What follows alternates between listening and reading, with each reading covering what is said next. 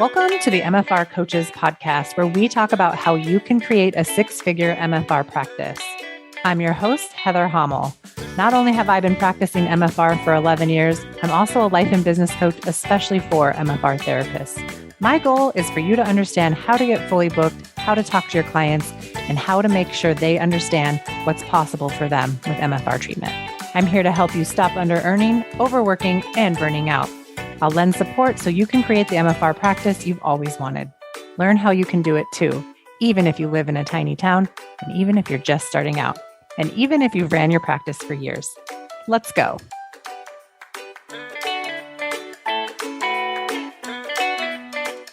Hey, everybody, and welcome back to another episode of the MFR Coaches podcast. I'm your host, Heather Hommel. I've created coaching programs that help John Barnes-trained myofascial release therapists set themselves up to never under-earn or burn out. By going through my coaching programs, you learn how to get fully booked, and then you learn how to scale your business to $250K even without hiring. Today, I have a very special guest joining me. You probably heard her on the podcast again before, back in the day when the podcast was brand new. She was like a shiny little bike with training wheels. Now the podcast has come a long way. And so we're having some repeat guests. My friend Jennifer Dent-Brown from Stop Dieting Forever, that's a podcast and also a program, is here to join us. And we're going to talk all about how you can stop dieting forever and what happens when you are an entrepreneur and you find yourself having unplanned weight gain and what to do. Jennifer, welcome to the program. How are you? Hey, Heather. I love as you just said, you're a shiny tricycle and now you're a full-grown bicycle. Yeah, the podcast, it's come a long way. It has. And congratulations on your success, because I remember when you started the podcast and look at you now. Thanks. Yeah, it's happening. All the things are happening. I'm super glad you're taking the time out of your busy life to talk to my audience about this. I think there was a post in our coaching group a few weeks back talking about like kind of this devastation feeling or this out of control feeling that a person was having related to being stressed out and then like eating sugar and constantly needing to have more sugar to feel better and then gaining weight as a result of it and also not feeling good about themselves for the actions that they took. So they're kind of in this cycle. Do you find that happens like with a lot of your clients? Like, is this normal? What can we do about this? 100% normal. I'm so glad whoever posted it in the group, like, my hat's off to you for being courageous enough to just share your truth, because it is normal. And I feel like sometimes when we have these moments of just depending on food to feel better, there's shame that is associated with it. And we don't want to share it when we go eat in the closet or we go to the car, we go to the drive-thru and we eat in the car in the parking lot. Like, we hide our eating habits and there's nothing wrong with them unless we're keeping it a secret. So the fact that we're having this conversation, we're normalizing that building a business, yes, is stressful. And for those of us who are emotional eaters, yes, we deal with stress with food, and that's okay. There's nothing wrong with you. So hats off to your client who shared her truth in the group. Yeah. And she wasn't the only one. This post actually got so much attention. I think we had over 45 responses to it. Wow. Everybody being like, that happens to me. That's me. I'm having issues with binge eating. I'm weighing more than I've ever weighed in my life. You know, I'm not feeling good.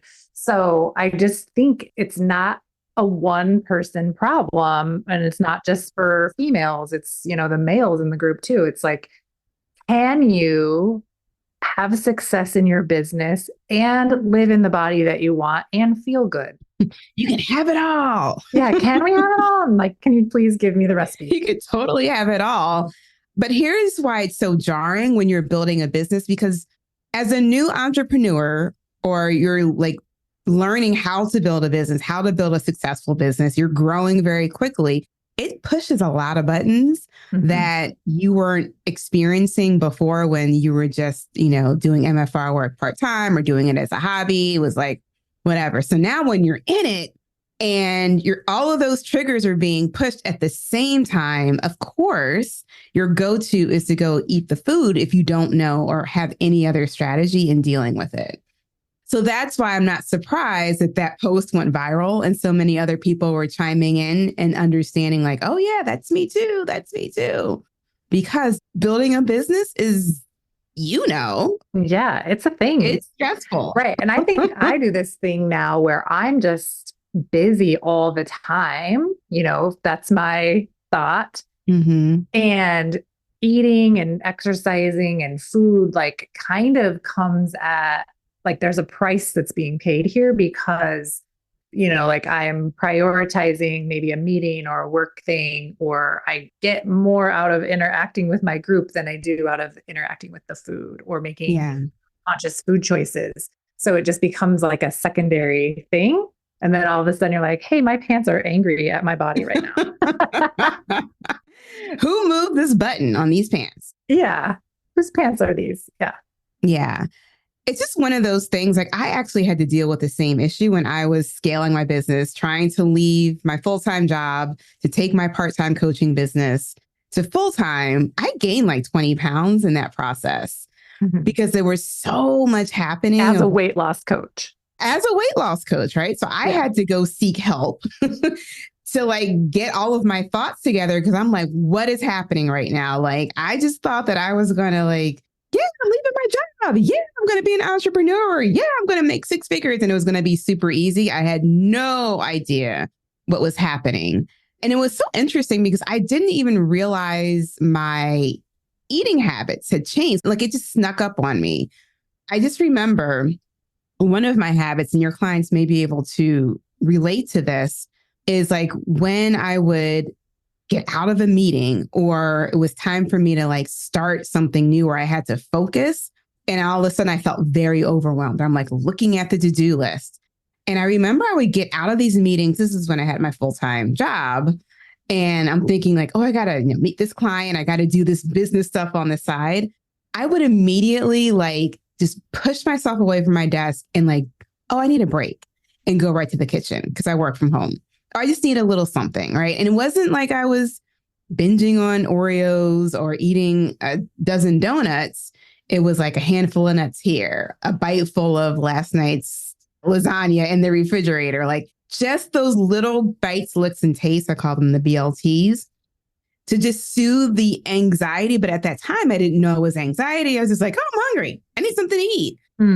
And doing that like enough times during the day, during the week is enough to keep the 20 pounds, 30 pounds on you easily. Do you have any advice? Like, how can people realize or become aware that what they're feeling is anxiety versus hunger? Like, how do you tell the difference, especially for someone that's never really thought about it in that way before? It's just like, no, I'm just hungry, so I'm going to eat. Yeah, I talk about the 5 types of hunger. That's one of the things I teach is understanding that there's emotional hunger and there's physical hunger. So when you think about the 5 different types of hunger, 4 of them are actually emotional and 1 is only physical. The 5 types of hunger, like visual hunger.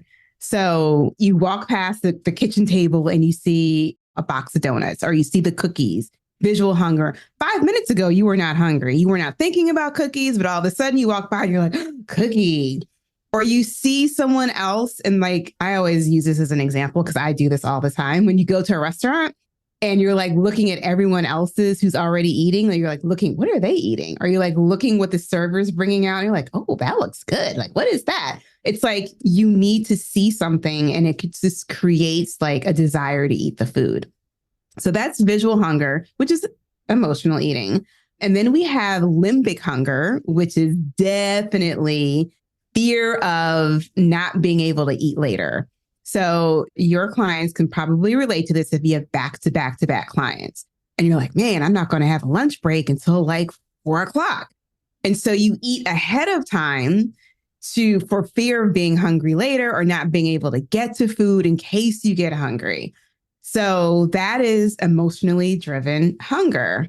Then we have mouth hunger. Mouth hunger is when you just needed to like change the taste in your mouth or you're like craving something like, I just need a little something sweet.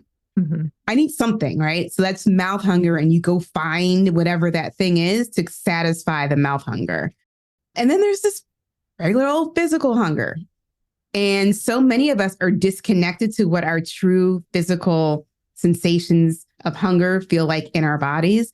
And so we think all of these other types of hunger are actually real hunger, but it's all emotionally driven hunger, which causes us to overeat. And then we can't lose weight.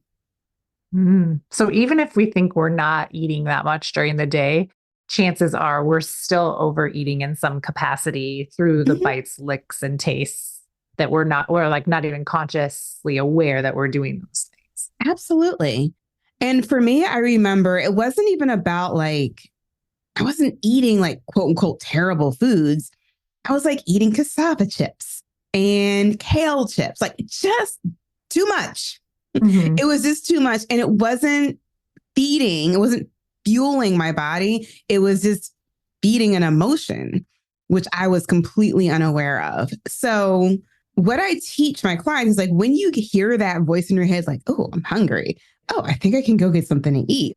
Or, oh, I can eat something right now, right? You have that thought in your head. It's like, okay, all right, we want to go eat. Let's just stop for a second and hold on before we dive into the chips. Like, hold on, what's happening? Am I physically hungry? How am I feeling right now? What kind of hunger is this? Is this visual hunger? Is this limbic hunger? Is this mouth hunger? Is this physical hunger? And I forgot to mention clock hunger when we were talking about the 5 types of hunger. Heather, you were not counting. I'm sorry. Math is hard for me. Okay. Nobody said I was going to have to do the math. All right. So clock hunger is the other one that I'm missing. Clock hunger is when you're eating very habitually by the clock. You're like, oh, 12 o'clock. It's time to eat lunch. Like, I don't know who decided, Congress, the Supreme Court, at some point in time, like 12 o'clock was like the time everybody goes to eat lunch. And we just carry that with us. Or for my frustrated dieters who've been on all the diets, and when we had to eat like 5 times a day, 10 a.m., it's a mid-morning snack. At 12 o'clock, it's a lunchtime. 3 p.m., it's the afternoon snack. So we're just eating by the clock. Oh, 6 o'clock, it's time for dinner. And we're not actually physically hungry. And so when you understand very clearly what physical hunger feels like in your body, and you can eradicate and annihilate, oh, yeah, that's clock hunger. Oh, yeah, that's visual hunger. You can then decide, all right, am I going to eat right now? Or are we just going to let it ride out, deal with the emotion, and keep going? So you're saying you can feel physically hungry and it's not an emergency. Like, it's okay to feel physically hungry.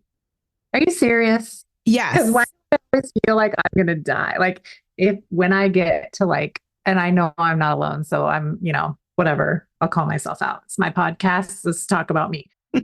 Like that sign of like wanting to, I think it's like any of those 5 signs, but it feels like hunger in your body and it feels like an emergency.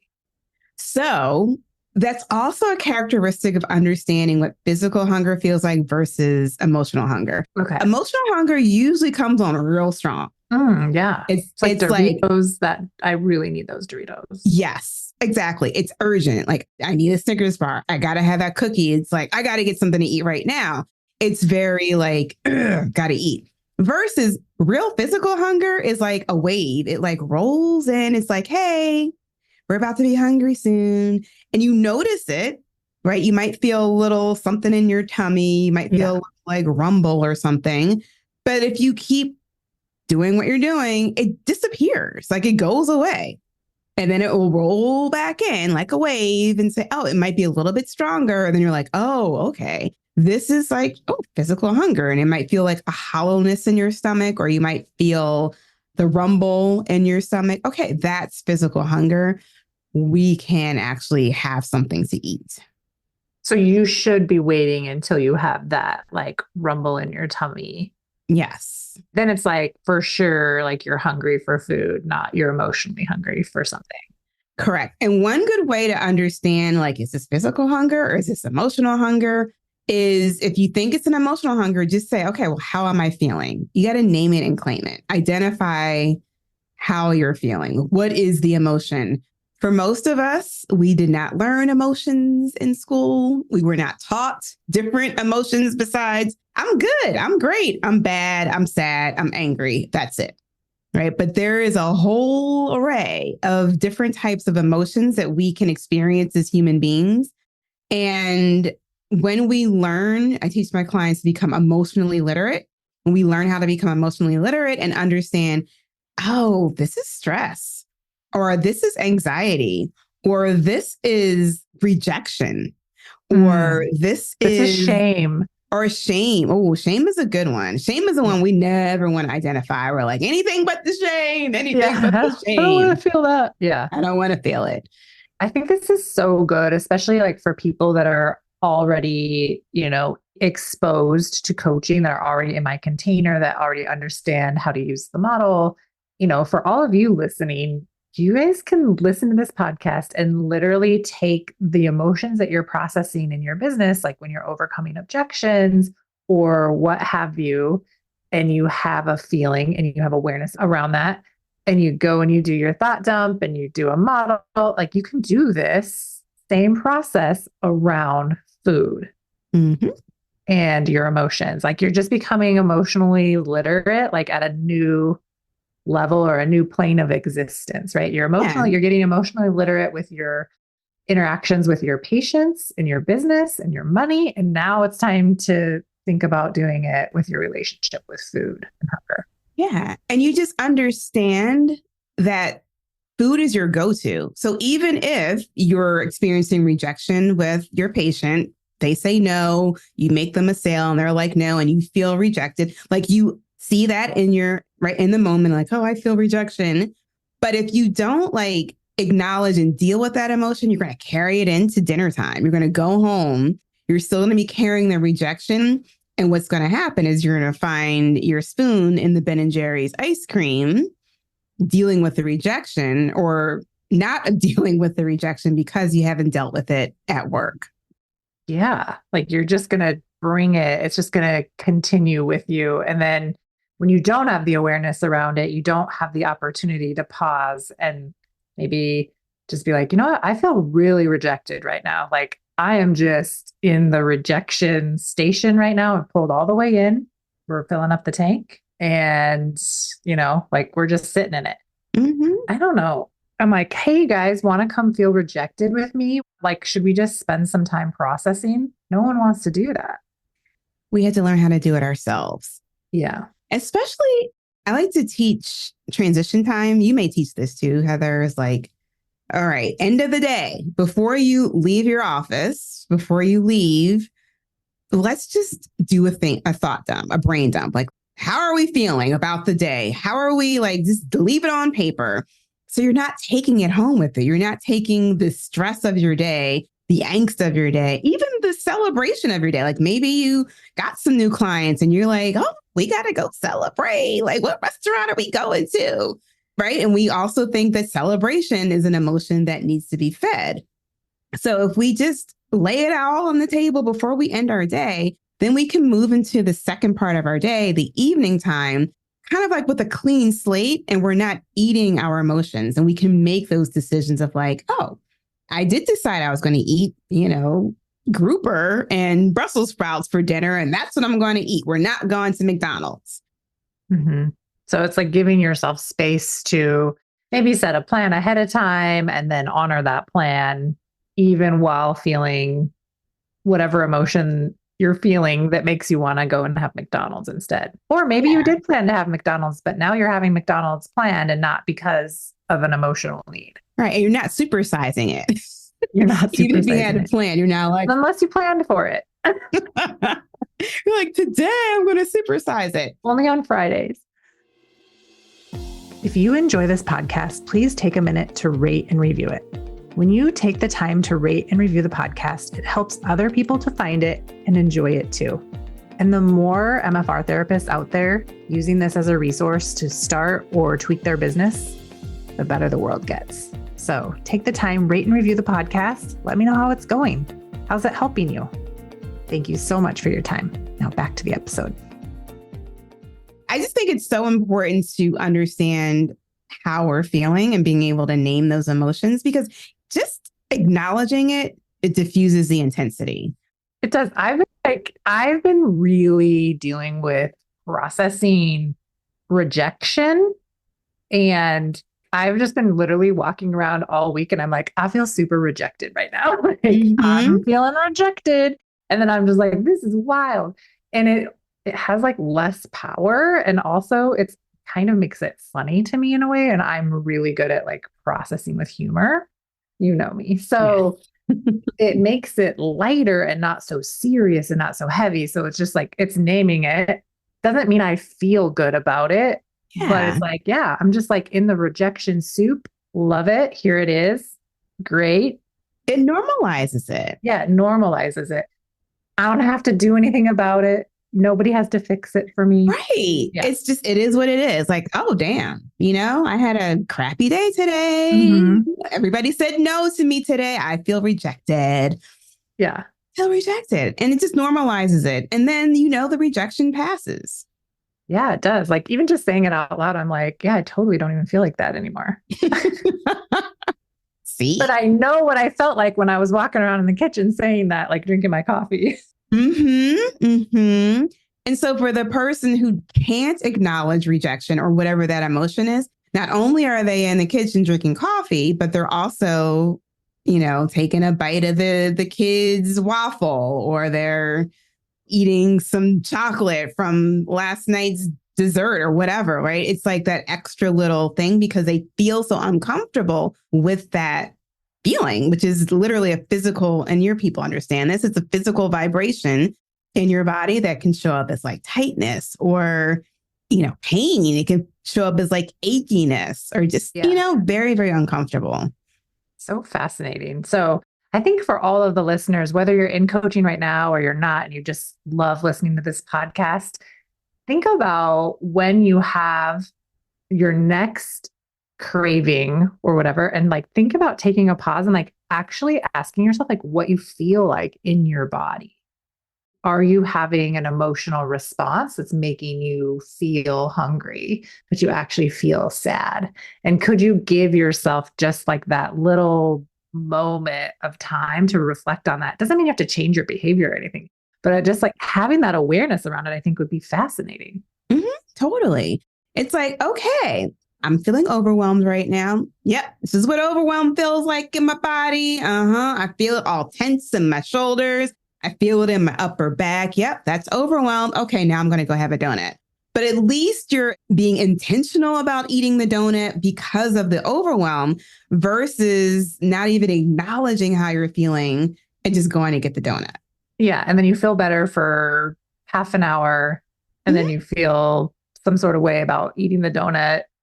Yeah. Or you're still hungry because that you haven't processed. Well, yeah, definitely. The insulin response will still keep you hungry and craving more sugar. That's a whole nother podcast. But you at least intentionally made the decision to eat the donut. So you can't beat yourself up that much after you ate it because you're like, nope, I'm deciding to have the donut right now and I'm okay with it. I'm all right. And you just keep it moving. I love that. Like we don't have to do a thing, like eat something we didn't really want to eat, but we ate it anyway, and then feel shame about it on top of that. Like keep it moving, be like, yep, I did that thing. Yeah, because that shame and that regret and that guilt of like, did I eat last night?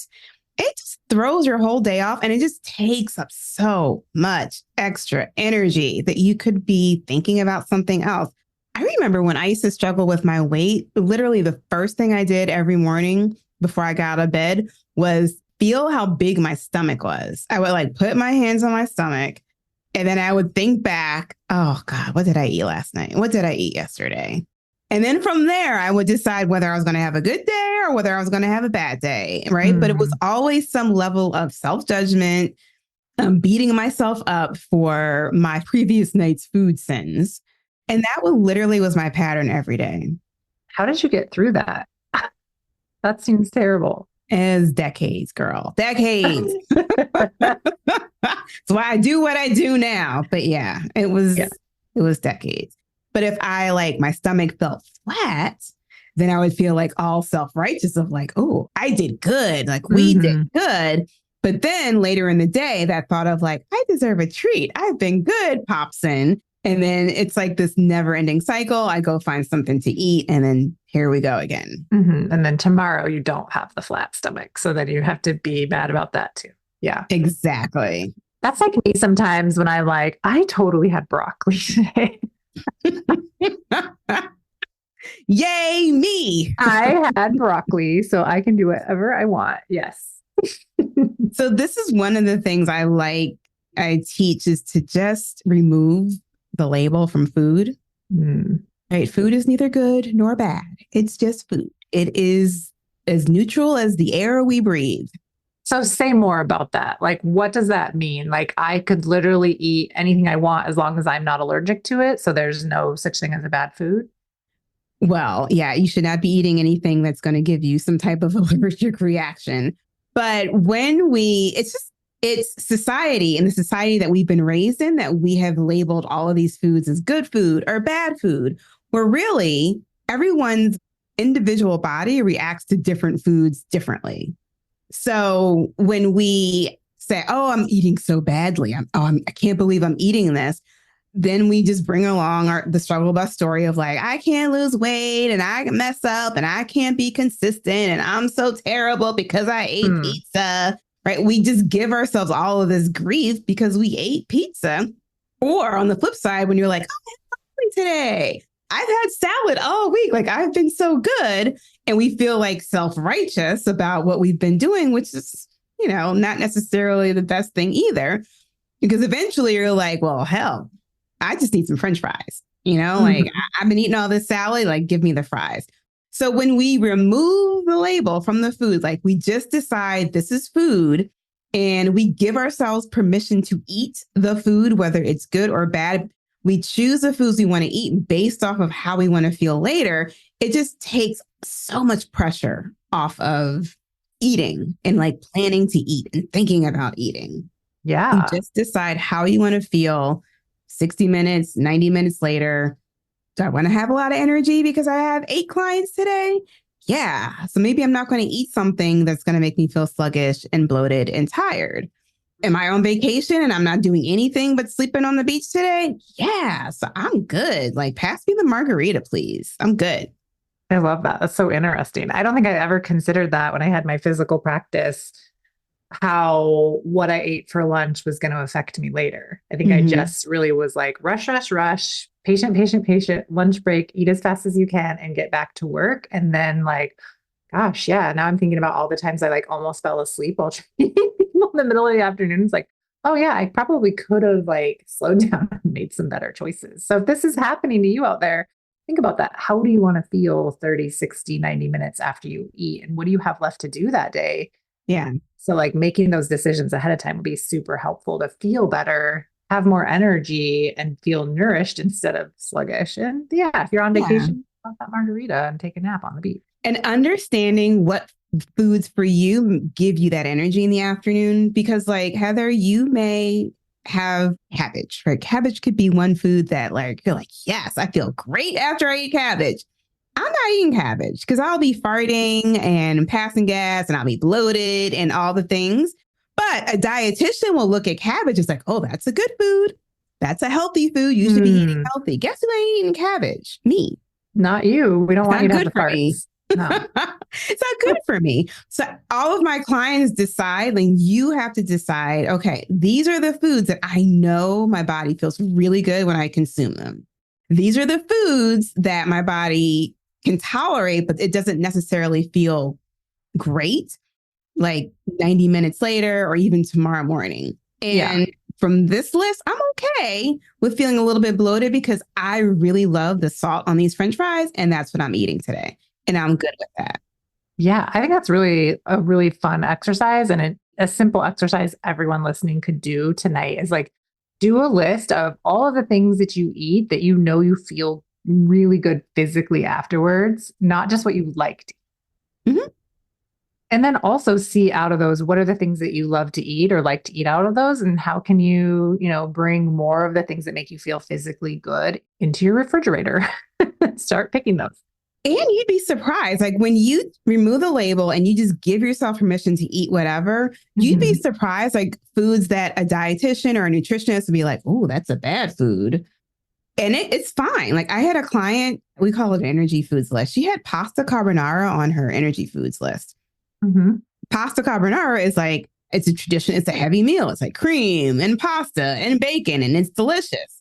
But she tested it and she's like, oh, I had it for lunch during the workday. And she was like, I was fine. She's like, I felt fine the rest of the day. She was like, now I'm very clear of like how much I can eat and still be coherent and focused and able to get through the day. But it's, someone else may have been like, oh my God, you can't eat pasta for lunch. Like you're going to but maybe you can have it as like part of your meal. Yeah. But that's the thing. Like everybody needs to experiment because of, it's called bioindividuality. Like everyone's bodies reacts differently to different foods because of genetics, because of environment, because of metabolism, because of their hormones. And you need to understand what works well for your body and what doesn't, and just adhere to that. A lot of it is just really just waking up and like quit autopiloting everything you're doing and quit just getting through your day to just get through your next day. Like just wake up for a second and get some awareness around what's going on for you. Yeah. That's like just like to be a little blunt, everybody, just wake up for a few minutes and take stock of what's going on. Be very intentional. But be intentional. That transition can be difficult though. For sure. If it was that easy, all of us would fit in our pants and all of us would be getting the daily recommended value of vegetables. Vegetables and fruits. Yeah. But I do think when you just have awareness, this is so like myofascial release forward, is like this awareness of where pain is coming from. Like when you have awareness, you have a choice. And it's the same thing with eating. You have awareness around it and you're not just autopiloting. You've got more choices. You can still choose to keep doing exactly what you're doing and you don't have to feel bad about it. Or you could be like, I'm very interested in why I have the result I have. And now I have awareness around why I have the result. I'm no longer confused about my results. And now I can do something differently, which is very empowering. And it's there for you when you want it. You can just harness it at any time. I just think that emotional eaters, we don't know how to do that. We just have to be shown how to do that. Like once you get it, it's like, oh, of course. Like, let me stop and pause and think and choose again. But when you're on autopilot, when it comes to eating, like so many of us are, like, we just don't even know that that's an option. Yeah. Fascinating. I mean, this could be life-changing for someone listening to this. That's just like, what? All I have to do is figure out what emotion I'm avoiding in my body. And then maybe I don't have to cover that up with sugar or binge eating. Like it could be really life-changing. Yeah. Very life-changing. And I think just understanding the different types of hunger and knowing like, oh God, this is clock hunger again. Like, just like, okay, body, like, well, this is clock hunger. We're good. Like, we're not going to die right now. We can keep going past 12 o'clock and not have something to eat. We'll be okay. That's in itself can be life-changing. Yeah. I know, like, so I'm an old time client of yours. And I think one of my biggest changes from working with you was this idea that there were no good or bad foods. And I know for sure when I go out to restaurants, especially with lots of women, it's unnerving the amount of self-punishment there is around food, like as they order the food, or I'm being good today, so I'm having a salad, or I'm being good today, so I'm not drinking.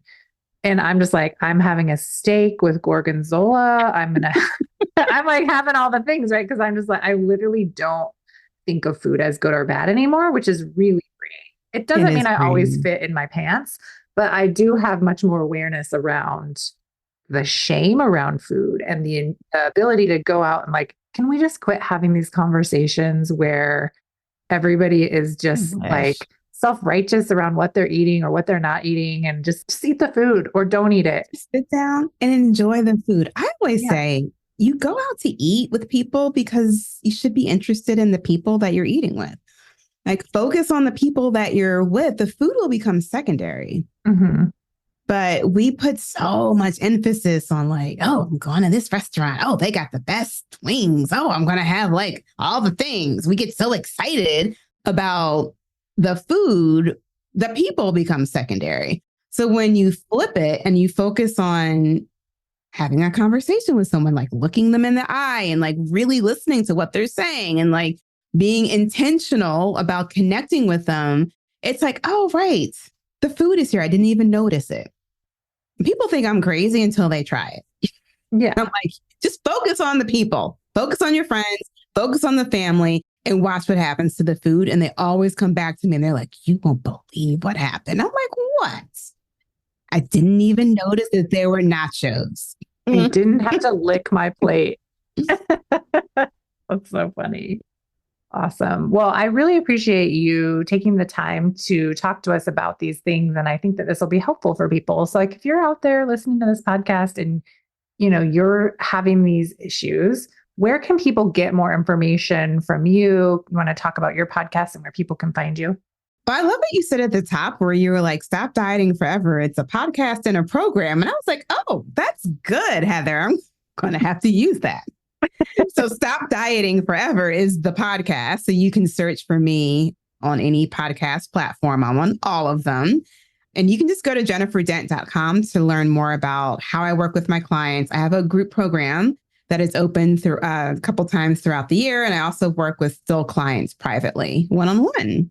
Amazing. My website is jenniferdent.com. Okay. Amazing. We'll have all of the links available in the show notes. So you guys don't have to drive your car off a cliff. Everything's in the show notes. Nobody panic. It's all available there for you. Thanks again for joining us. And I'll see all of you next time on another episode of the MFR Coaches Podcast. Have a great week, y'all. Bye. Bye. Thanks for joining me today. If you enjoyed today's episode, please take a minute and rate and review the podcast. I appreciate it. For more information, please follow me on Facebook and Instagram at The MFR Coach. And check out my website, www.themfrcoach.com for more information. If you are currently not working 20 hours or less and making six figures in your MFR business, I want to help you change that. Make sure you tune into the show and get on my email list so you never miss out on important trainings and information. To be the first to find out when we are enrolling next for my 12-month Business Foundations coaching program, get on that email list at www.themfrcoach.com/join. Inside this program, you'll learn how to raise your rate, overcome objections, and sell MFR. You'll become the MFR therapist that never under-earns and never burns out. It's up to us to make MFR mainstream, and it starts with you and your successful MFR practice. See you next week.